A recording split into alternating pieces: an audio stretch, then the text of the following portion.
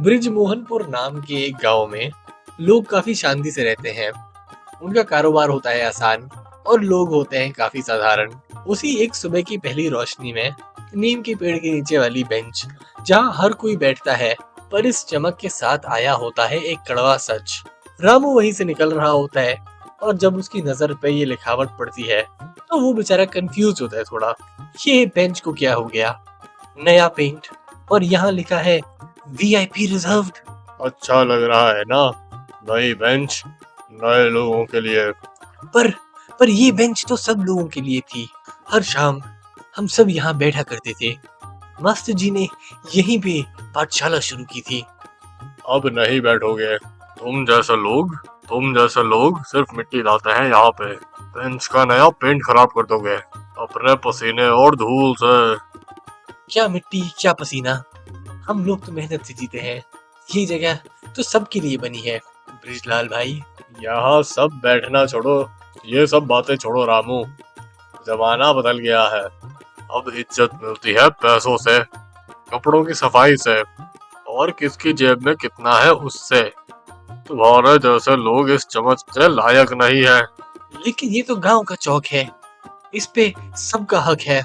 गांव की बातें तो मैंने कब की छोड़ दी है। अब जो यहाँ पैसा लगाएगा वही इसका असली हकदार है, वही है इस बेंच का मालिक। और तुम तो बस यहाँ से चलते बनो। ना तुम्हारे पास इस बेंच पे बैठने के ढंग के कपड़े हैं और ना ही इस बेंच पे बैठने के ढंग के पैसे। तो तुम यहाँ से निकल ही जाओ तो बेहतर रहेगा। पर ये कितनी गलत बात है। बेंच तो हर किसी का हक है, उस पे बैठने से आप किसी को कैसे मना कर सकते हो? तू यहाँ से निकलता है या पुलिस को बुलाऊं? चल भग जा यहाँ से। ये बोल के ब्रिजलाल रामू को वहां से भगा देता है। पेड़ गांव में और कोई पेड़ नहीं होता तो बेचारा रामू धूप में भटकता है और अपने पुराने दोस्त श्याम से मिलता है। श्याम को भी बेंच की बात अभी ही पता चली होती है। और रामू, क्या हाल है? आज चौक से भाग गए क्या? क्या करता, ब्रिजलाल ने सबके सामने कह दिया बेंच मेरे जैसे लोगों के लिए नहीं है। मेरे कपड़े गंदे हैं और मुझे पसीना आता है। ये बोल के उसने मुझे वहां से भगा दिया। उसने ये कहा कि पेंट खराब हो जाएगा। हाँ यार, मेरे साथ भी ऐसा ही उसने बोला। कल बैठा था मैं बस वहाँ कल तो मैं बस वहाँ बैठ के पानी पी रहा था। बोला उठ जा यहाँ से, ये वीआईपी जगह है, यहाँ सिर्फ अमीर लोग आते हैं, तुम जैसे गरीबों के लिए कोई जगह नहीं। और सब लोग चुप थे। किसी भी गांव वाले ने कुछ नहीं बोला। मेरा दर्द सिर्फ मैं ही समझ पाया। हाँ हाँ, सब देखते ही रहे। उनके पास पैसा भी है और कुछ नेता लोगों से सेटिंग भी, लेकिन इसका मतलब ये तो नहीं ये उस बात का गलत फायदा उठाए। अब आखिर हम भी बेचारे क्या ही कर सकते हैं, हमारे पास तो ये है ही नहीं। क्या करें? उनकी बातें सुन के लगता है जैसे हम इंसान नहीं जानवर हो। तुम बताओ श्याम, हम इंसान है या जानवर? नहीं, तुम ठीक कह रहे हो, है तो हम इंसान ही, पर हम में से बोलेगा कौन? वो तो हमारी बात सुनने ही नहीं वाले। सुनने नहीं वाले तो उन्हें सुनानी पड़ेगी बात। मैं देखता हूँ कि वो कैसे नहीं सुनेंगे। याद है मास्टर जी ने कहा था कोई भी इंसान बड़ा है छोटा नहीं होता, बस उसकी सोच होती है या तो बड़ी या छोटी। तुम तो एकदम ठीक कह रहे हो, पर हमारी बात सुनने कौन वाला है? हमारी बात कोई भी नहीं मानेगा। देखो तुम, एक एक करके सबको कैसे मैं मनाता हूँ। तुम ये बताओ, तुम साथ दोगे कि नहीं? अरे हमेशा दूंगा भाई, तुम जैसा बोलोगे वैसा ही तुम्हारा साथ दूंगा, पर उसके लिए हमें कुछ करना भी तो पड़ेगा। है तुम्हारे पास कोई प्लान? अरे तुम देखते जाओ कैसे मैं बनाता हूँ परफेक्ट प्लान। ये बोल के रामू वहां से चला तो जाता है, पर उसके दिमाग में एक खुफिया प्लान बन ही रहा होता है धीरे धीरे। पर उसके दिमाग में एक प्लान बन ही रहा होता है जिससे वो ब्रिजलाल को सबक सिखाने वाला था। दोपहर की गर्मी में वो और चलता है और वहां कुछ और लोग खड़े होते हैं पसीने में, जिनको भी बेंच पे बैठने से मना कर दिया गया होता है। बेचारे गर्मी में तपे थक रहे होते हैं, पर उनको एक सीट नहीं नसीब होती। रामू बेटा इधर आ, थोड़ा बैठ तो जा। अरे नहीं, बैठ नहीं सकता, बेंच बिक गई है। बेटा, दर्द के समय में चुप रहना अच्छा नहीं होता। क्या सोच रहा है तू, हमें भी तो बता। वही बेंच, वही ब्रिजलाल और वही बेइज्जती। मेरे मन में वो बात चले ही जा रही है। अरे बेटा, हम तुम्हारी बात से सहमत हैं। ब्रिजलाल ने तो सिर्फ बेंच ही नहीं छीनी, पूरे गांव का अधिकार छीन लिया। सब में ऊंच नीच का भेदभाव करने लगा है वो, और हमारी यादें, हमारी जगह, सब कुछ छीन लिया है उसने। वहीं पर तो मेरा मर्द बच्चों को लिखना पढ़ना सिखाता था। हाँ, ये बात तो पता है मुझे। पेड़ के नीचे की पाठशाला, वहीं से मैं पला बढ़ा हूँ। पर अब वही बेंच बिक चुकी है, और वो भी किसे? ब्रिजलाल को। अब लगता है कि ब्रिजलाल ही राजगद्दी बन गया है, किसी को भी पास नहीं जाने देता। मेरी छोटी बेटी मुन्नी गई थी वहाँ, उस बेचारी को बहुत ज्यादा धूप लग रही थी, उसे तो एक थप्पड़ मार दिया उसने। कहने लगा, गंदे लोग, गंदी सोच, मेरी बेंच खराब कर देंगे। कितनी बदतमीजी की बात है ये। किसने दिया उसे ये अधिकार? हमारी खामोशी ने। हमें चुप रहने की आदत पड़ गई है। पर बेटा, अगर तू बोलेगा तो लोग सुनेंगे। तू कभी डरने वालों में से नहीं था। वो तो मैंने कभी डरना सीखा ही नहीं, पर मेरी आवाज कौन सुनेगा? हर आग एक चिंगारी से ही जलती है रामू। तू चिंगारी बन जा, पूरा गांव तेरा साथ देगा। आप सही कहते हो, एक बार कोशिश करके तो देखता हूँ मैं। ये बोल के रामू के मन में एक नया विश्वास पैदा होता है कि क्या पता वो गांव को ब्रिजलाल के इस कोट से बचा पाए। अगले दिन शाम के वक्त नीम के पेड़ के नीचे हल्की सी हवा चल रही होती है, जहां रामू पहुंच जाता है ब्रिजलाल से मिलने, उस ब्रिजलाल से बात करने के लिए कि एक बार कुर्सी सबको देखे दे, कि एक बार बेंच सबको देखे तो देखें। ये बेंच सबकी थी ब्रिजलाल, गांव की थी। हर एक की इस बेंच से बहुत यादें जुड़ी है। अच्छा, तो तुम ये बताओ रामू, अगर गांव वालों को इससे इतना ही लगाव था जितना मुझे इससे है, तो गांव वालों ने इसे संभाल के क्यों नहीं रखा? पूरे गांव में इतनी गंदगी होती है, सबने बेंच सड़ा दी थी, और तुम लोगों की वजह से मुझे ही पेंट करना पड़ा। तुम्हें पता है इसमें मेरा कितना खर्च हो? तो पेंट के पैसे गांव वाले भी दे देते, इसमें बड़ी बात क्या है? बड़ी बात है कि गांव वालों को बेंच रखना नहीं आता। अब तुम लोग अगर बेंच पे गंदगी फैलाओगे और मैं साफ करूंगा, तो हर बार गांव वाले पैसे तो नहीं देंगे इस बात की। बेंच सबकी है, बेंच सबकी है, तो सब उसे गंदा क्यों करते रहते हैं? मैं तो बस ये चाहता हूँ कि बेंच साफ रहे, और इसलिए मेरी देखरेख में रहे। पर ये तो भेदभाव करना हो गया, और भेदभाव करना गलत बात है। पेंट करने से तुम्हारी इज्जत नहीं बढ़ती, और तुम सोचते हो हर रंग सिर्फ उसी का होता है जो उस पे पेंट करता है। ज्यादा मत बोल रामू।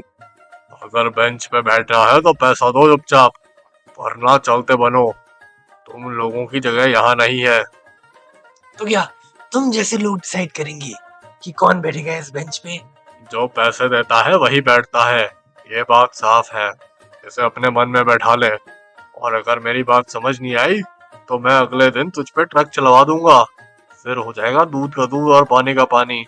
चलो, ब्लैकमेल करते हो तो मैं भाग ही जाता हूँ, पर याद रखना, एक दिन मैं बदला लेने जरूर आऊंगा। अबे जा जा, तेरे जैसे मैंने बहुत देखे हैं।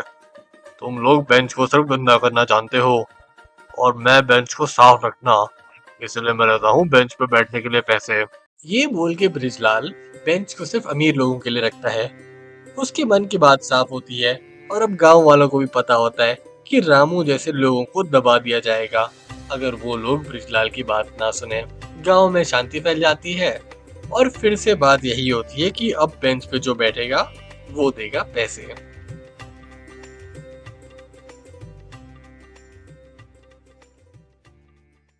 गोपालपुर नाम की एक बस्ती होती है, जहाँ के लोग थोड़े गरीब होते हैं, और उनको पैसों की होती है हमेशा कमी। उसी बस्ती में एक राशन की दुकान होती है, जहाँ दोपहर की धूप में भीड़ लगी होती है।